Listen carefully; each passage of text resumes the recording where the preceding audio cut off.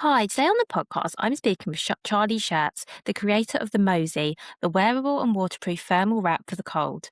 Charlie helps people stay 5 times warmer than regular blankets so they can focus on the joy of the moment and not the distraction of being cold. The Mosey is a product that solves a specific problem, and we really go into that during this episode. Charlie shares his inspiration for creating the Mosey, the process of finding a solution to the problem that he was experiencing, and how he's constantly seeking feedback from customers and refining his design as well as how the business operates to make things even better. There is lots to learn in this episode, particularly if you're looking for inspiration on how to create a product that people will really want to buy. I would absolutely love now to introduce you to Charlie. So, hi, Charles. Thank you so much for being here. Good morning. So, can we please start by you giving an introduction to yourself, your business, and what you sell? Well, my name is Charlie Shert. I'm an engineering background in product development in medical device industry.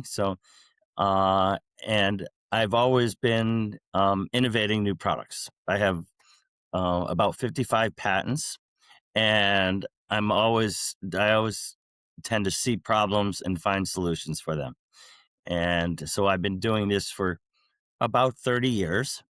And I love the challenge of introducing a new product, and I love the challenge of solving a real problem that I have seen.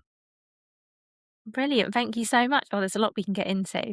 So, can we start by you talking about, I think it might be your latest product. Can you start by telling us like what it is, and how you, and at sort of at what point you realized there was a problem that needed solving? Yes. Well, my most recent product is the Mosey, MOZY, which stands for mobile and cozy. And what it is a lower body blanket. It's like a wrap, but it's engineered to be over 500% warmer than stadium blankets and other blankets that people typically use. And it was made to solve a problem that I had seen personally and a problem that I had. And um, it it really caught on. So I said, well, I'm going to patent it and market it, and that's what I'm doing.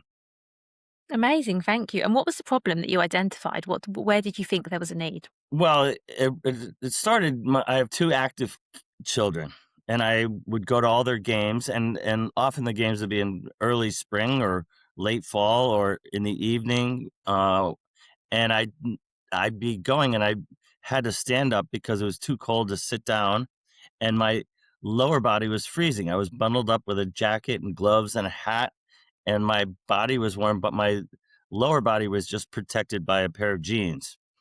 And I looked around and I saw other people having the same problem. And my background in engineering and thermodynamics knew that there was a better solution out there. Yeah, thank you. And I was nodding along when you said that because I completely relate to that thing of you can be super warm on your top half and you can wear a hat and your head, your ears are warm and you've got your socks on, but your legs, that's always the part that's freezing. Yes, and that's what this product solves. So, what were the first steps you took once you'd identified there was a problem? How did you go about coming up with a product that would solve it? Well, I identified that people's legs are cold and their present solution is just a stadium blanket. But what I saw was every time everyone got up to cheer, the blanket would fall to the ground. It would fall if you're in the grass or in the mud. It would get all messy. And I knew there had to be a better way, and I know from my thermodynamic background that I could develop something that would be far warmer and convenient.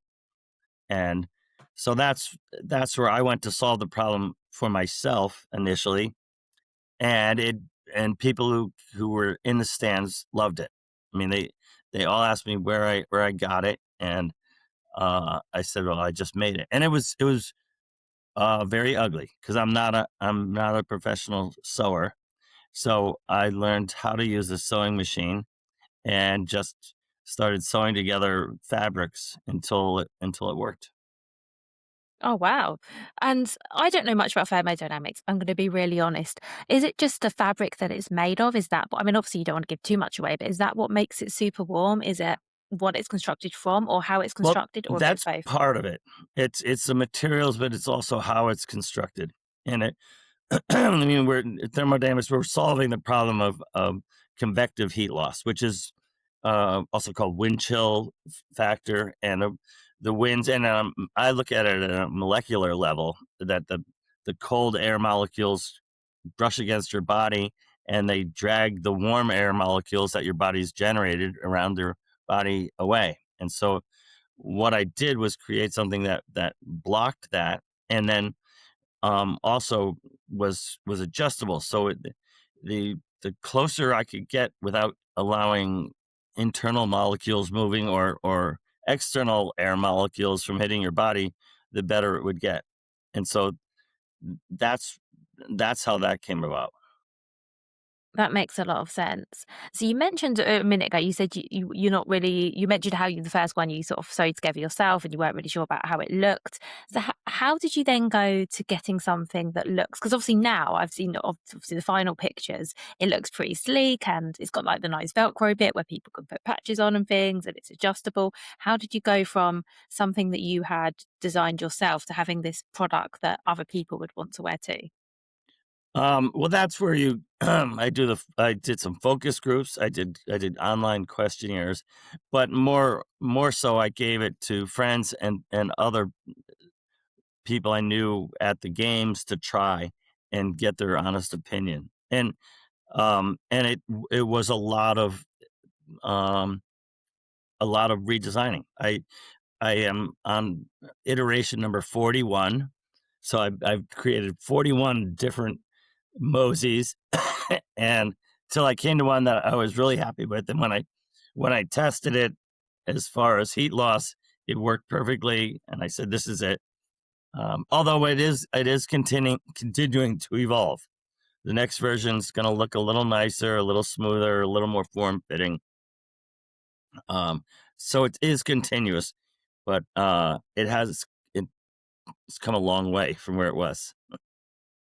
So which version were you on where it got to the point where you were like, okay, this is something I can actually sell now? Um, well, and on a version about 5, where it started to look nicer and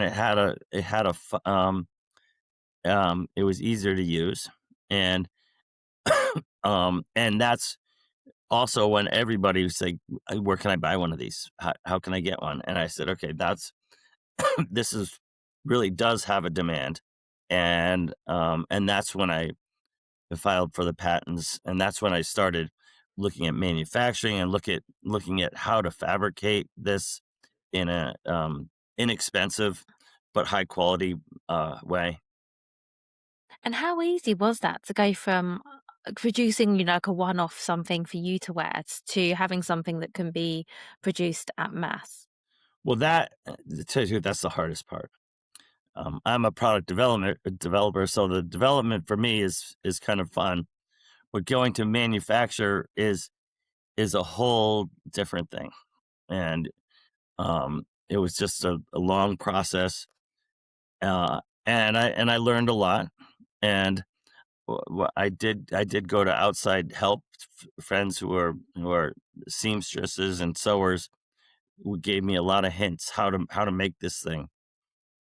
So that by far is the hardest part, is getting it manufactured, but also manufactured at a price point that people would pay money for and that you could profit from.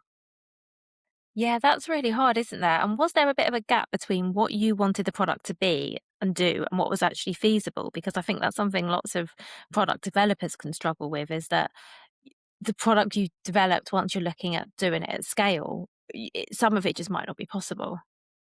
Oh, that's very true. The original ones had all kinds of bells and whistles and more pockets and more um little things, but it made the cost go so far. I looked at it and I said, "What's really needed? What do people like the most? What do people really want?" And that's what I settled on. So it is a compromise, and if I had made it with all the bells and whistles, it'd be wonderful product, but no one would buy it because it'd be too expensive.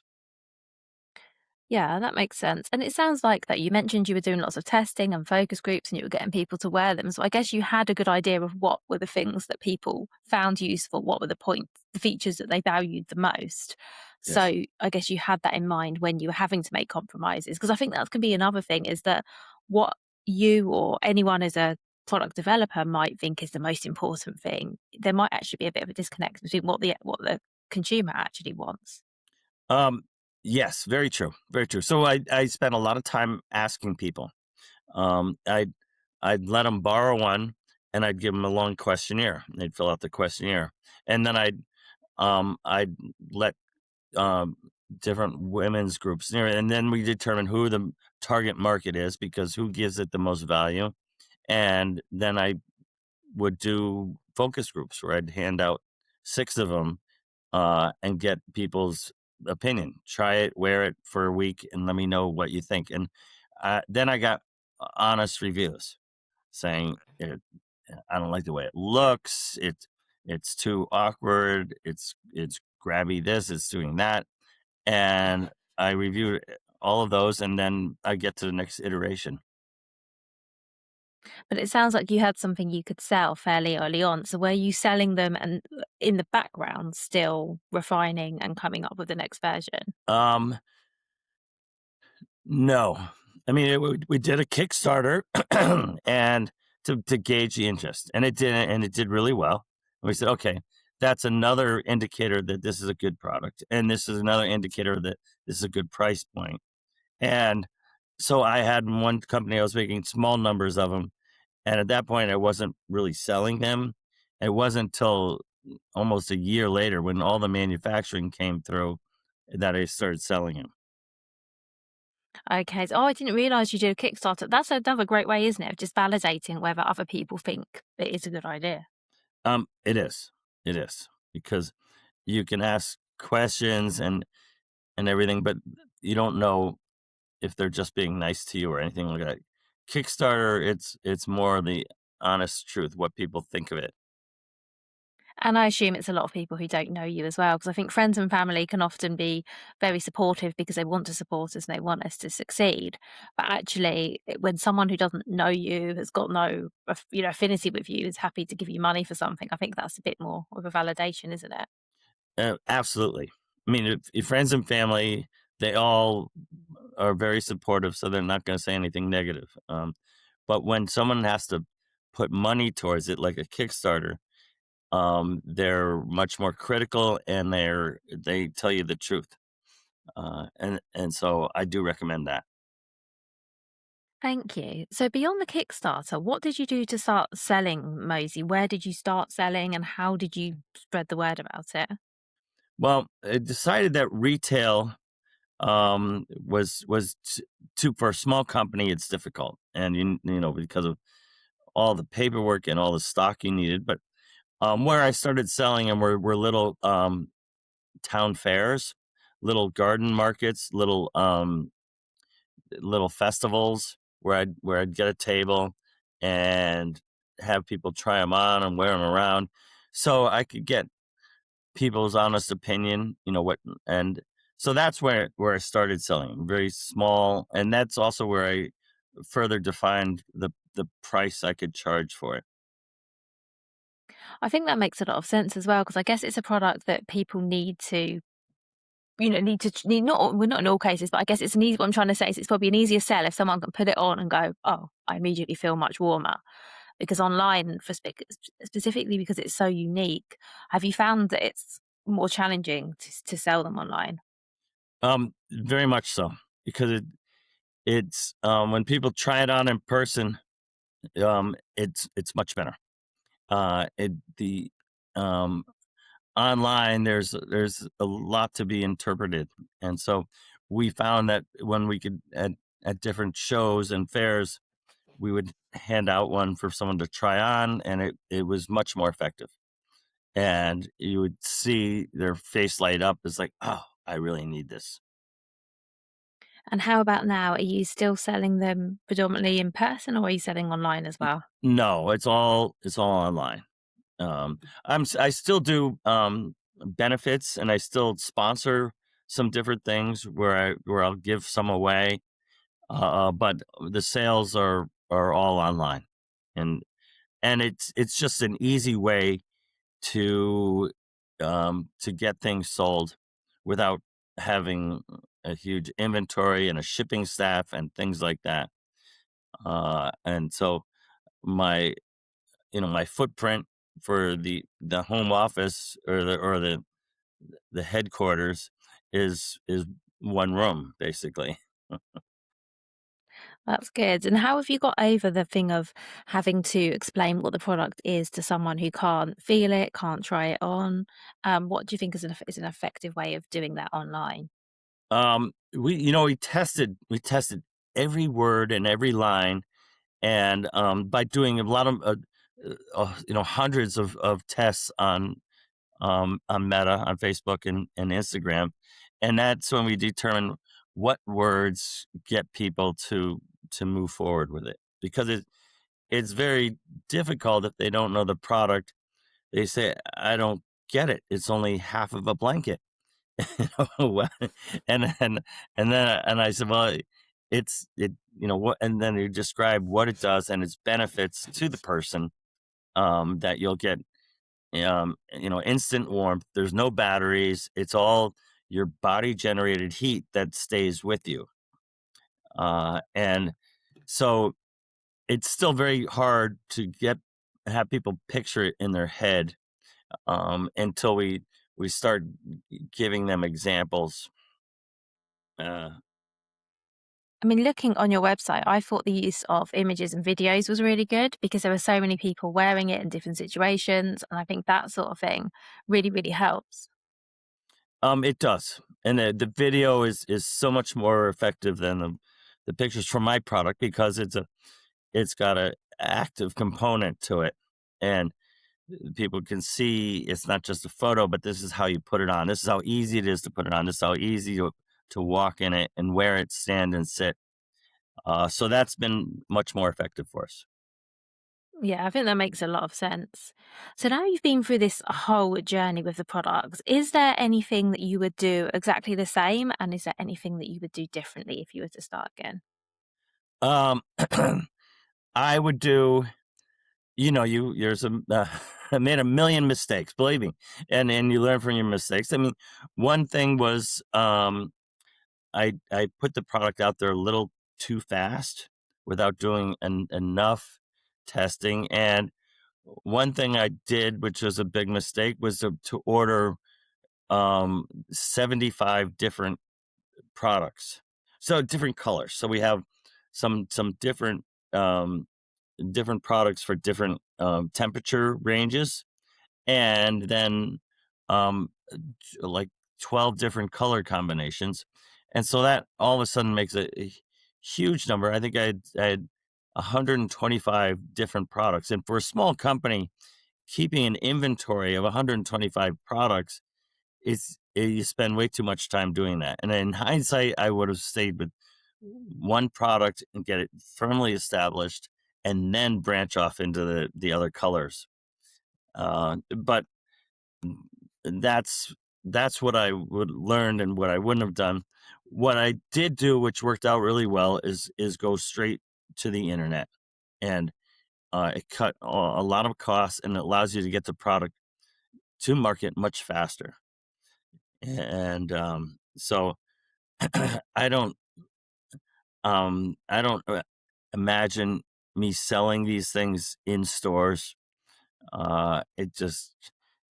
It's just much easier to be online.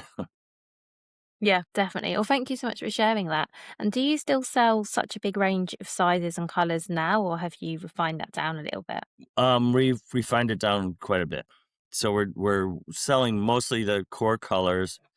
We're selling deep discount on our um the color combinations that weren't big sellers, so we can just get them out the door, and let us focus on the core colors and the core products, and that puts us down to about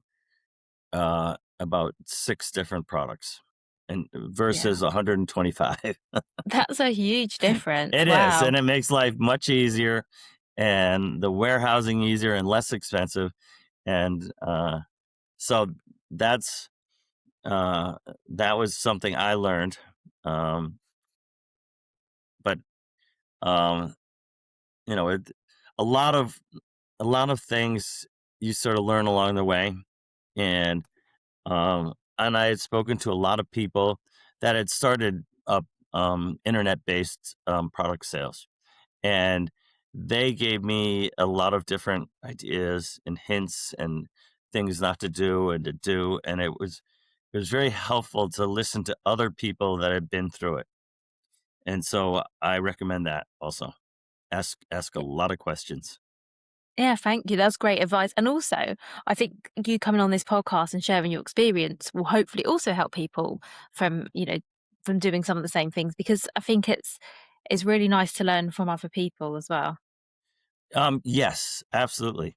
Because a lot of them tell you what works and what doesn't work for them, and you'll get a lot of good ideas, and it helps you get through things to hear that everybody else has gone through the same hardships as you.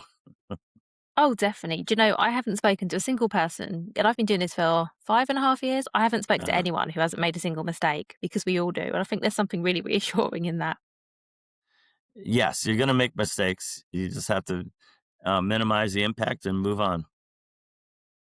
So, if I have any listeners who are at the stage of having an idea for a product, but not really knowing where to start, so let's say right at the beginning of their journey, what would you say to someone who's in that position, who's right at the beginning, they've got a great idea, but they're not quite sure how to move ahead with it?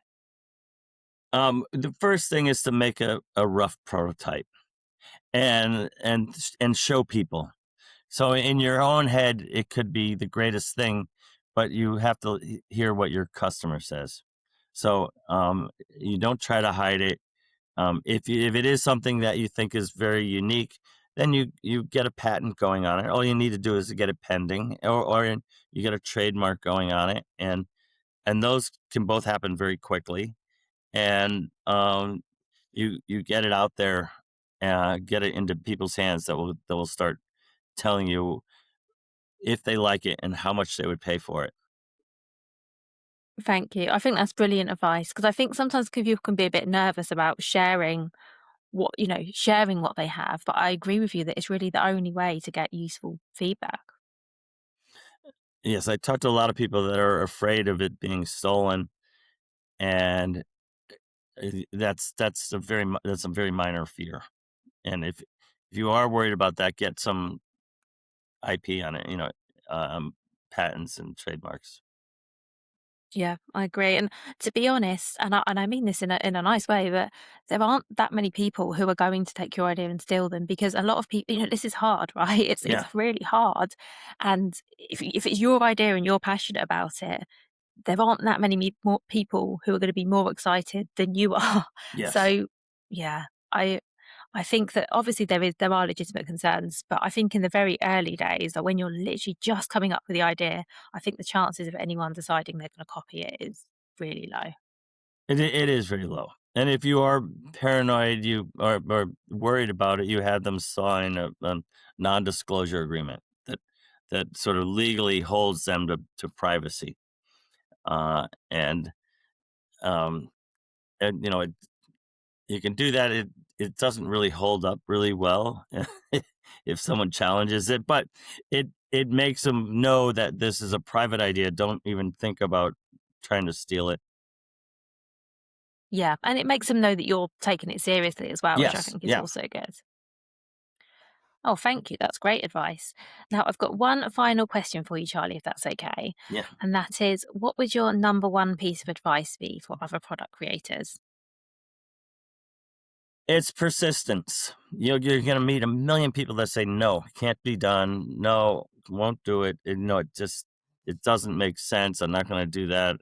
And you stick with it, um, it's all about sticking with it and putting the time in, because it does take a lot of time. It's when you wake up till when you go to sleep, and you dream about it, and you're 7 days a week and everything like that. But that's life as an entrepreneur. It's very exciting at times, and it's sort of depressing at times. But that's how it is. And then the key is persistence. Just stick with it. That's brilliant advice, thank you. And I also think it comes back to what we were saying about being passionate about your idea, because I think you have to be, don't you, to Yes, persist at it. you do. You have to be passionate about it and let people know that your passion behind it. And that's why I think that products like yours that solve a problem, I think it's that I think in a way that's easier to kind of get passionate about because you know that it's solving something for people. And I think that's a really great way of coming up with ideas of product. Because sometimes people will ask me, and actually this question I might put to you, Charlie, because I know you've developed lots of products, is that sometimes people will say, well, how do I come up with an idea for a product? What I know I said it was the last question, but if you'll forgive me, what would you say to that? Well, you stay aware of things and you look at where people are having problems, and um, there's a million things you see every day, and like I can solve this, and then is it worth solving? And then what problem am I solving? And so the idea is just to keep aware and observe everything. That's brilliant advice. Thank you so much. All right, thank you.